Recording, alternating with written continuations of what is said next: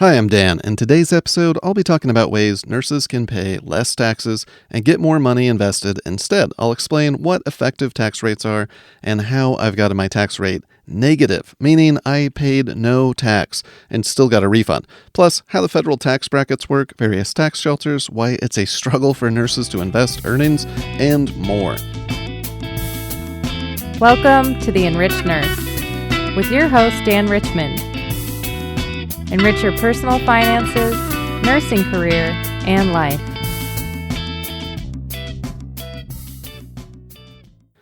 I want to help you work less, live more, and practice nursing without the self-sacrifice. Way too many nurses are either struggling financially or they're doing okay, but they're struggling to build real wealth. I work 600 hours less per year than full-time nurses as a part-time nurse, but I still invest tens of thousands of dollars each year. I live well now, and I am setting myself up and my family for the future. And you can too. Learn how to put your money to work for you and find financial freedom. As the only ANCC approved provider of nursing continuing education focused on nurse financial health, we are on a mission to get nurses the actionable insights they need to get life-changing results. Get access to 3 awesome courses and 5 contact hours when you become a member for free. It's 100% free with our introductory Enriched RN Nursing CE membership. Definitely subscribe for discounts, promotions, and our monthly newsletter with wealth building and money-saving tips for nurses and insights on nursing in general. The links are in the show notes. Let's dive in. Does anyone like paying taxes? Imagine if you didn't have to pay any taxes on any of your income. Now snap out of it and realize, as Benjamin Franklin said, nothing is certain but death and taxes. But did you know you can actually choose your tax rate and reduce it quite a bit? That's how I have gotten my effective tax rates so low. For 2024, my effective tax rate was 4.43%. In 2023, it was just 1.98%. And I actually had a negative tax rate of negative 0.84% in 2022.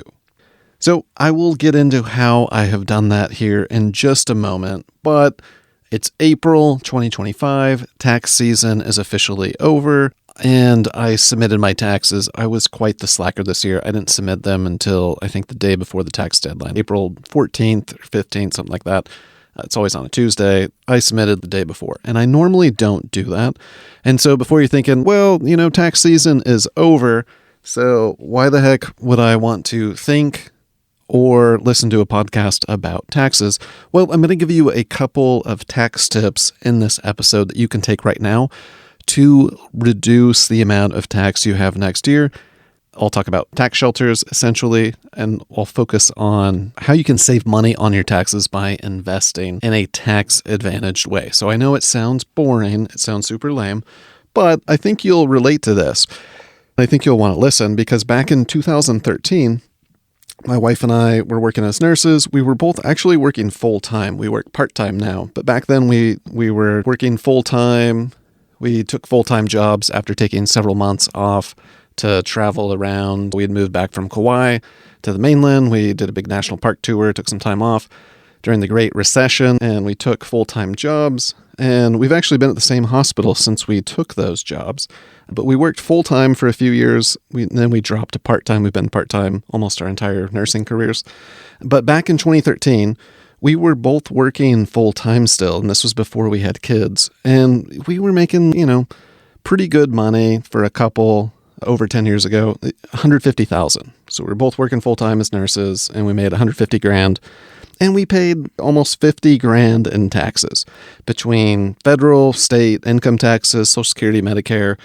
I might have included some property taxes in there, but I wasn't paying a lot in property taxes back then because I didn't own a home yet, just some bare land, and the tax rates weren't quite as high. But I mean, literally like a third of our income pretty much went to some form of tax, and mostly federal and state income taxes.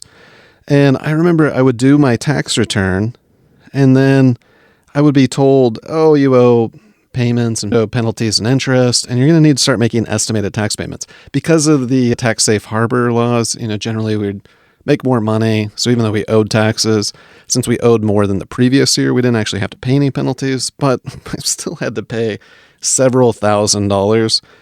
And I was just so mad that, in addition to the tens of thousands of dollars in taxes I was already paying, I was going to have to, instead of getting like a big tax refund, I was literally paying several thousand. I think it was almost like 10 grand or something. And then I was going to have to also start making estimated quarterly tax payments. Otherwise the next year I'd be looking at actual penalties and interest, and potentially getting in trouble. And I was like, what is the point of seeing a third of my income? There's got to be a better way.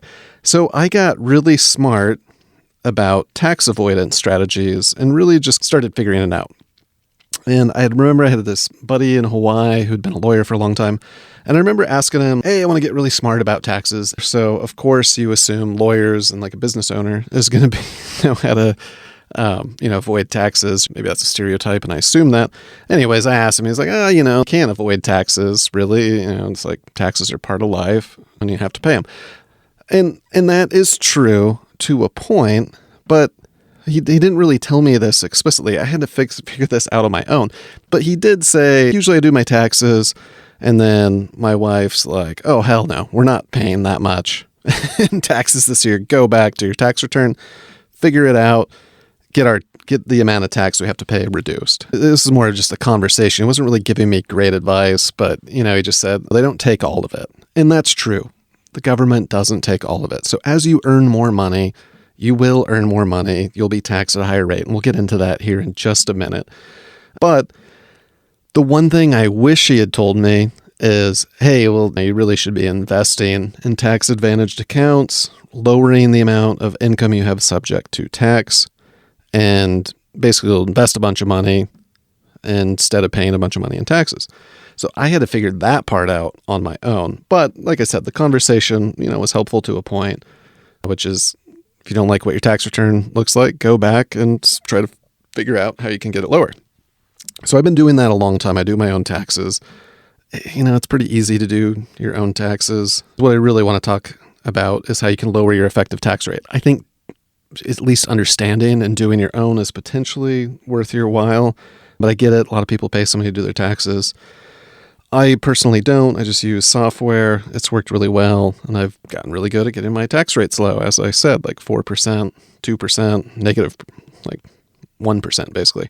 Okay, so this year was a little different. It was a little higher than it normally had been. But like I said, over 10 years ago, I figured out, all right, I got to start doing things that save me money on taxes. I'm working a lot. I'm getting like a little burned out again at nursing. Is this even worth it? So I remembered thinking back then, how the heck is anyone supposed to invest a lot of money, live well, and save up several months of emergency funds and money when so much of it is going to taxes when you're trying to live an enjoyable, ideal life and whatnot as a nurse? And the answer I found was using tax shelters specifically via retirement and similar accounts. And I discovered I could actually work less and still make enough money to live well on, travel, saved up, bought a house, and actually invest more as I was doing it by basically converting all that money I was paying in taxes to money that I was contributing right out of my paycheck into investment accounts.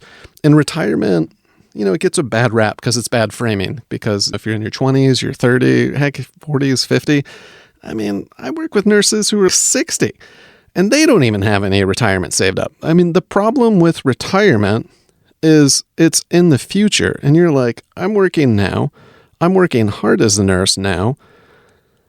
I'm having a hard time seeing years down the road. Some nurses I don't even know how the heck I'm going to pay my bills 2 weeks from now. So why would I even want to think about retirement? Well, retirement is terrible framing, and tons of nurses are burnt out.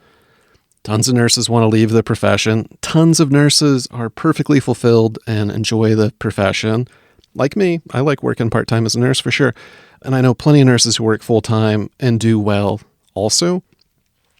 But retirement is terrible framing because it implies you got plenty of time to figure it out.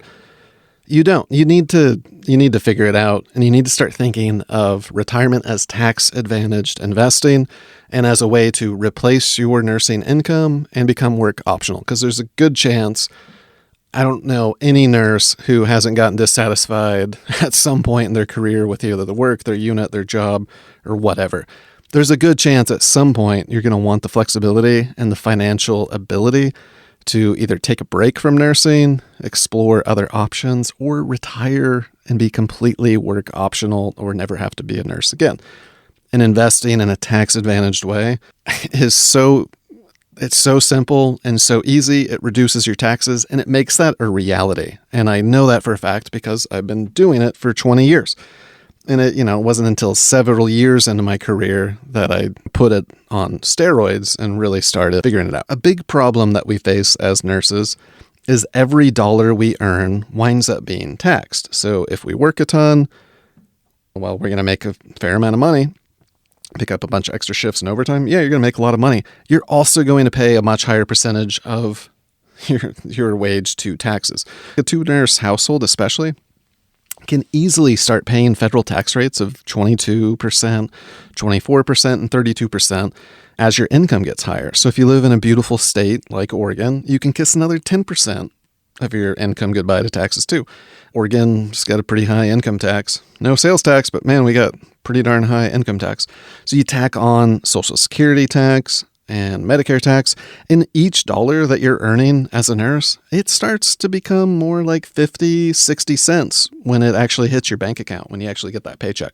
So when you combine all those income tax rates, they do eat up a big chunk of your wage. And so don't misunderstand me here. Not every dollar is taxed the same. So when I say I paid 4%, 2%, negative 0.84%, like less than 1%, I'm talking about my effective tax rate for my federal taxes.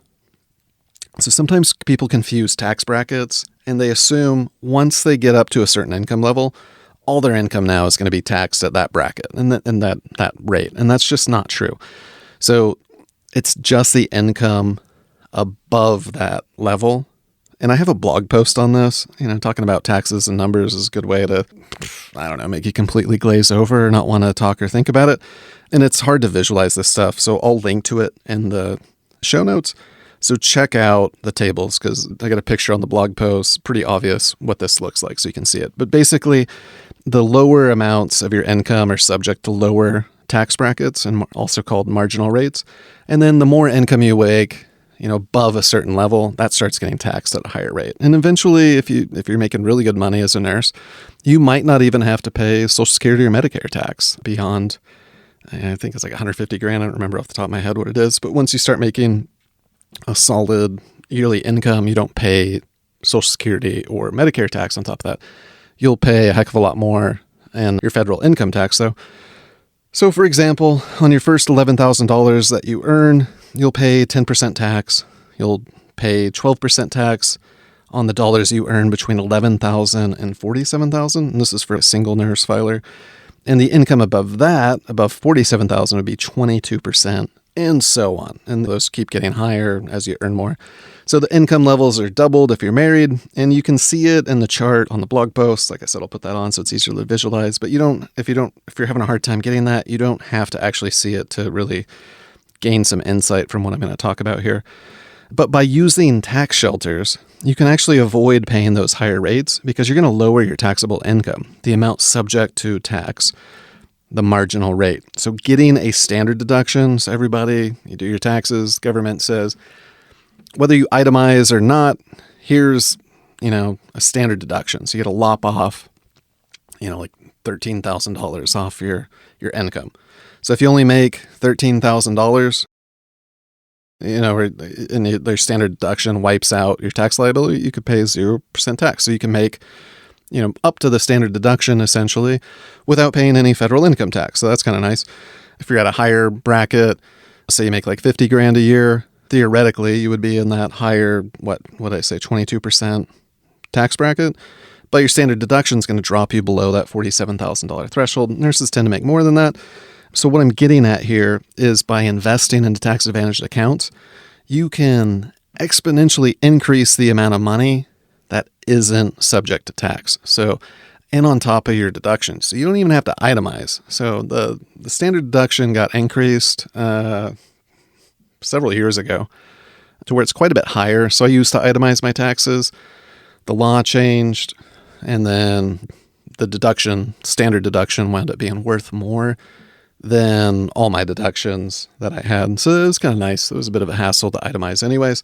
And the nice thing about a standard deduction being higher is you can still get other tax write-offs and tax breaks in addition to the deduction. It winds up being a pretty good deal because some tax credits and whatnot, you can still get those things on top of the standard deduction. Some things went away. Namely, I think if you owned a really expensive house, paid a ton of taxes and interest, like it disadvantaged those people probably, because there's limits on that for itemizing. But I don't want to get too far off track here. So for 2024, I didn't pay any income tax at the 22% rate at the federal level. And this is because I invested tens of thousands of dollars into my health savings account, my 401k, my IRA, individual retirement account, a 457 plan, and I had other tax shelters too. And so combined with my other tax breaks, like my kids, my taxable income was way less than the $100-something thousand threshold for a married couple to have to pay 22% tax on that income. And I made a fair amount, over $100,000 though, in gross, like when you don't factor in any deductions or taxes, we made a solid six figures. I work part-time, she works per diem. So, it adds up. So thinking about your income correctly and understanding your real wage is pretty important, but that's not the main point I want to make here. That's going to be another podcast episodes, thinking about your income correctly. My main point here is each dollar you earn in a wage, it's not actually a dollar. It's quite a bit less than that. And it's going to depend on how much you're paying in tax. Like I said, that dollar can turn into 60 cents pretty fast, even a nurse making a solid middle class income. And you can actually invest and build wealth, and it can be a lot easier to do that when you aren't paying a ton of taxes. When instead of earning 60 cents, you can earn more like 80, 85 cents, 90 cents. Your take-home pay is not going to be that 90 cents on the dollar, right? But, maybe you're still going to get like 60 cents on your take-home pay, but you're going to be investing a ton of money too. So you're basically converting your tax, the money you're paying in taxes, to money you're putting into investment accounts for your future, which is pretty smart. And it seems really simple. And for some reason, it gets vilified in this country and people don't do it. But I mean, seriously, it's a great way to build up your investments to six figures and beyond and to get yourself up to millionaire status. So one way it becomes very apparent is when you're doing your tax return with software. So this is how, and in the blog post, I've got some pictures of this that shows it. But when I start my tax return, which I'm doing by myself using TurboTax, I'll usually owe money on my taxes, or my tax return won't be very big. Like I'll basically be showing I'm having to pay thousands of dollars in tax, which I don't necessarily like. And so I'll improve as I start adding more deductions, exploring tax credits and whatnot. But then at the very, very end, if I still don't like how much I'm having to pay or I'm getting back, I'll consider doing an IRA contribution to reduce my tax bill, which is individual retirement account contribution. You would have to have that set up, an account set up to take advantage of it and contribute. But basically, if I owe any tax at the 22% federal rate, I will get an instant 32% return if I invest into my IRA. And that's because I'm going to save 22% tax at the federal level and another 10% tax at the state level because I live in Oregon. And so that's how I get a 32% return. And so I'll actually see the numbers on my tax return.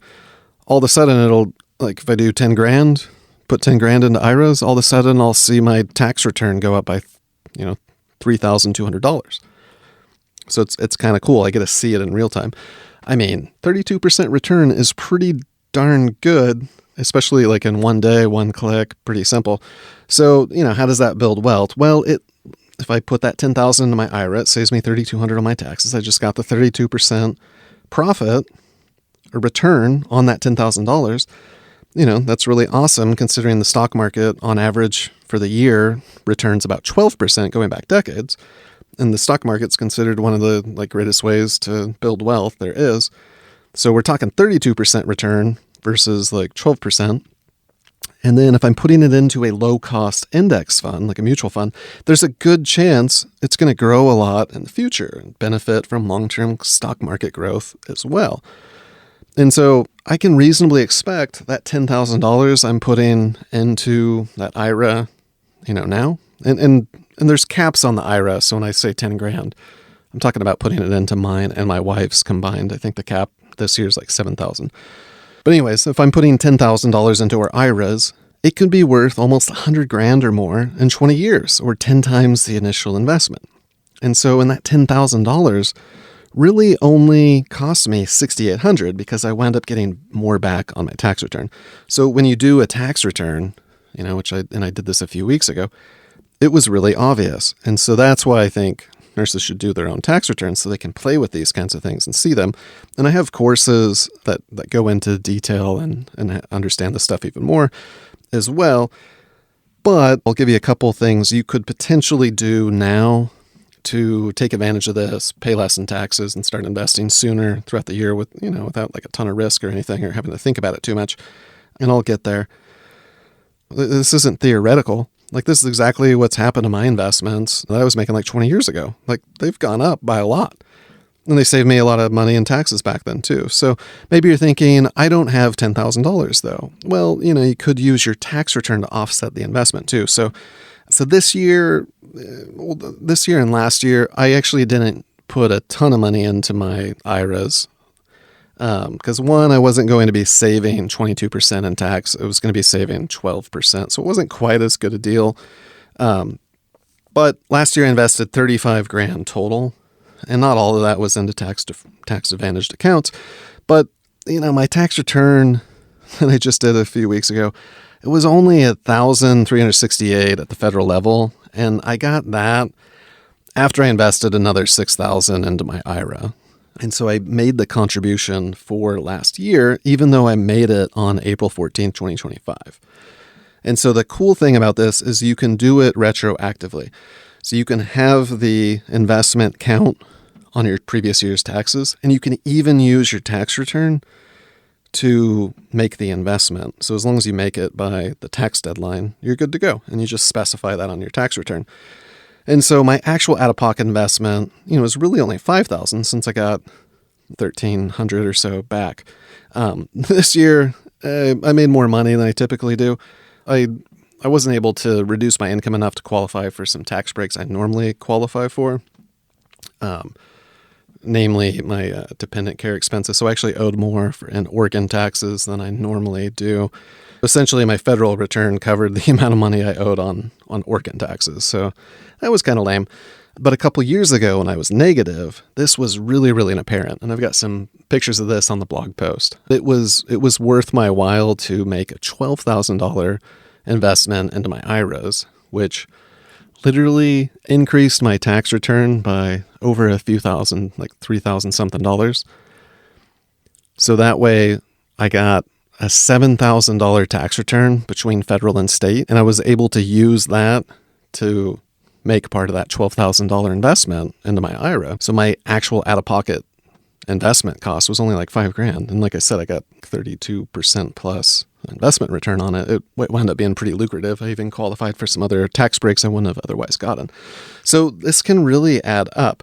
It's important to understand this stuff. You can do all kinds of investing to reduce the amount of money, reduce the amount of your income that's actually subject to tax. So I'm currently using a health savings account, these IRAs, a 457, 401k, Roths, 529s, to make all kinds of investments off my part-time income that is reducing my tax bill now, but also putting me in a good place to where I'm not going to have to pay a ton of taxes in the future too. Almost any nurse can do this, and starting with just your 401k is going to get you tax saving results and probably be the easiest way to do it. So I bet if you added another 5% from each paycheck to your 401k contribution, like basically you went into your 401k account through your employer and you increased your automatic contribution by 5%, I bet you wouldn't really notice it on your paychecks in the future. I mean, if you're really strapped for cash, living pretty solid paycheck to paycheck, you might, and that might be a little scary. But because it's going to lower the amount that you're having deducted in taxes, and it's not a huge amount. I mean, 5%, if you make $100,000 a year, over the course of the entire year, that's $5,000 divvied up between 26 paychecks. So it's not a ton of money. each month, plus you'll pay less in tax. The other thing is if you normally get big tax returns, you could adjust your withholding so you actually get more each paycheck instead of overpaying your taxes all year to the government and then having to, ask them to send you some of it back. So if you're getting huge tax refunds, adjusting that withholding so you actually will get a smaller tax return in the future, you can actually offset the amount of income because it's not dollar for dollar. So if you increase your retirement contribution, it's going to save you money on taxes, but it's not dollar for dollar. So it's still, your paycheck's going to be a little bit smaller than it otherwise was. But like I said, you can offset it by having less taxes every paycheck too. So you can decrease how much the government's taking out. That'll offset those things. And you should definitely consult a tax professional or an expert if you don't understand what I'm talking about, or, get yourself some financial literacy training and some financial education. And the Enriched Nurse, we're an approved provider of continuing education for nurses, an ANCC approved provider by the Oregon Nurses Association, which means all of our courses have contact hours. We have a membership option where nurses can get the best value, become an annual member. You'll get access to a bunch of these courses, potentially eligible for your employer to pay for the annual fee to be a member, and get access to dozens of courses, 20 plus contact hours. And I actually get paid by the hour when I take nursing continuing education. So you could get paid by your employer to learn about this stuff and learn how to make your money go further. Learn how to invest, get better financial literacy. So pretty important to building wealth. And if this stuff sounds foreign, what I'm talking about, increasing your financial literacy is a great way to build wealth. But, it's not just knowledge. You got to be willing to take action as well. And so that's one thing I really like to focus on.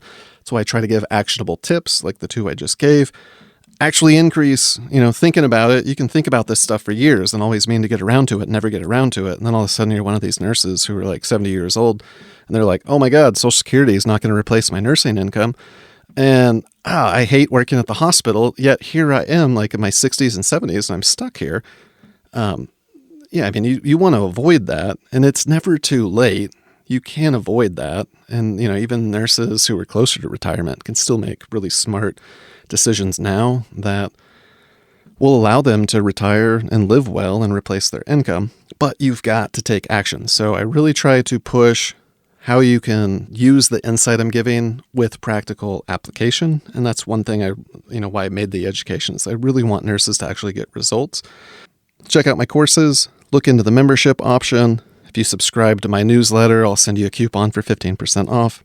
The links to the membership, links to subscribe, all that is in the show notes, so check it out. I'm not opposed to paying taxes. I just believe in avoiding taxes through legal and intelligent means. And these loopholes, they don't exist. They're not even really loopholes. These tax avoidance strategies exist not just for some way for rich people to skirt paying taxes. They're actually made and designed for middle-class workers like nurses to become financially independent, to be self-sufficient and able to retire with dignity. It's good for the economy. It's good for the country. It's good for each other. And the issue is nurses and others don't use them. They don't understand them. And the list of why we don't fully utilize these tax shelters, it's pretty long. I think it's rooted in psychology. It's rooted in behavioral biases and human nature.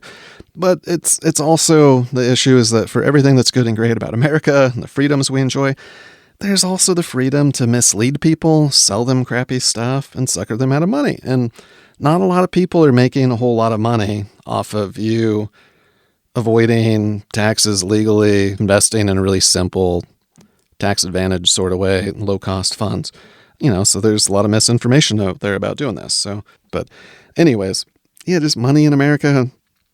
People are always trying to sucker you out of it.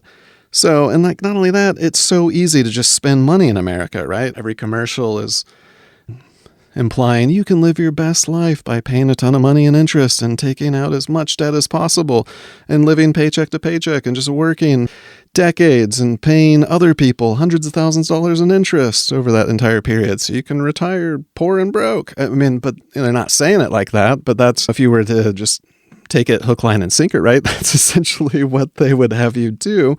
It's just kind of crazy how brilliant even credit card companies will make, using a credit card and paying 20, 30% interest to them.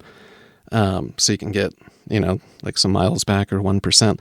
You can definitely benefit from debt and credit cards, but not if you're not using it effectively. So it's just so easy, right, to spend money in America, get nickeled and dimed on a bunch of things, pay too much in tax, and not have enough money to actually invest. So by doing this directly out of your paycheck, it really benefits one person. It benefits you. It's much easier to invest first thing rather than last thing. So like I said, I bet if you increase your contribution by 5%, you probably wouldn't even notice it. You'd start investing more, you'd start saving on taxes, and you'd probably have the same quality of life, still spend plenty of money.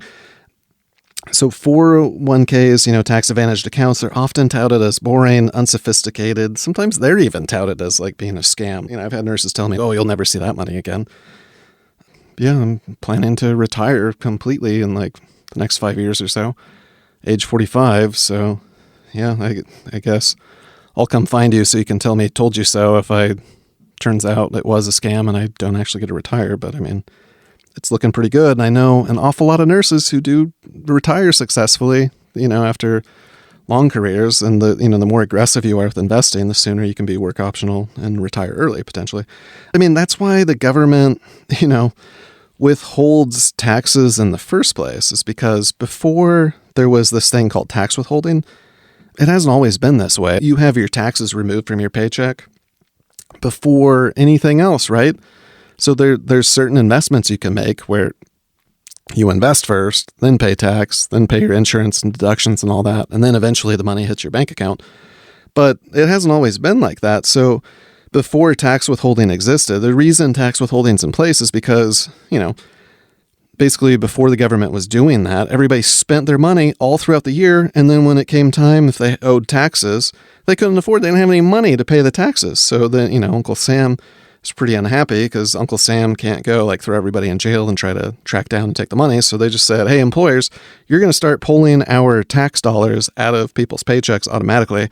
And then they try to convince us to send it back to them like a year later or, the next year. And so, don't get me wrong. It's like governments need money. They need taxes. Ben Franklin, he's one of the founding fathers. Like that's why he was saying death and taxes is certain, right? So, I mean, governments need money. The question is do they need you to pay more than your fair share? And that's what I'm getting at here is they don't. And that's why there's all these laws that have been passed and all these legal ways to avoid paying more than your fair share. But you've got to actually take advantage of them. So I do my own taxes, which has helped me get better and better at this every year, but explore these kinds of things. But if you want to start investing and you want to pay less taxes, use a health savings account. That can save you on taxes, get you invested, and you can even use the money sooner for medical expenses. 401ks can save you a lot on income taxes and give you a way to replace your income. Roths aren't going to really save you in taxes now because that money grows tax-free, but it'll definitely save you on taxes later. So there's pros and cons, which I'm not going to get into on that right now. I've got all kinds of courses, financial literacy, financial planning, understanding income investing to help you earn more. If you want to live well, you want to avoid paying taxes, and you want to see your wealth grow, then tax-advantaged investing's the way to go. And you should definitely learn more about this stuff. So I hope you enjoyed today's episode. Like I said, 2 actions you can potentially take now to increase the amount of money you're investing and to save on taxes is to just increase play with your retirement contribution. Increase it by 5%. If that's too scary for you, increase it by 3%. Not hard to do. You can probably do it while you're at work. If you got a big tax refund, look into changing your tax withholding so less money is taken out of each paycheck. So you'll get your pay sooner instead of having to prove to the government a year from now they owe you money back. And if, and I definitely would not do that. I wouldn't change your tax withholding if you're owing tax bills because you might wind up with a bigger bill. And like I said, if you don't understand this stuff, either take some financial literacy education or consult a professional.